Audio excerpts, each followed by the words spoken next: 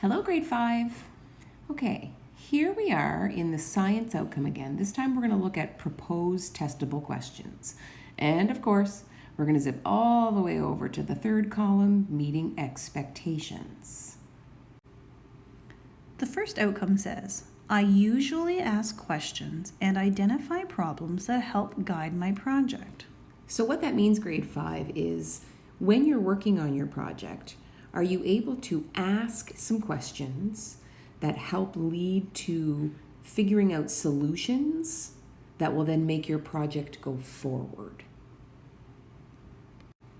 For example, if you were sewing an article of clothing and you had an extra piece of fabric and you questioned, do I need this piece of fabric? Where does this piece of fabric go? Is it an extra piece? Does it have any purpose? The second outcome says, I can rephrase my questions in a testable form.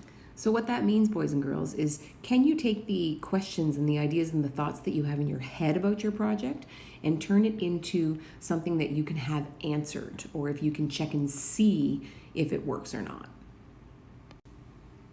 Now, when you're looking whether you get a 3 or a 4 for this project, it really comes down to a couple of key words, and we have some really good news. The only thing that's keeping you from exceeding expectations with this is a few keywords, usually and consistently, and then down in the other row, clear.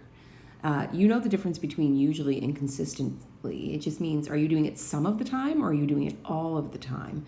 And the difference for is it clear just means, is your testable form or your testable question clear to all of the guests and the parents and everybody who's coming, or do you have to keep explaining it over and over again?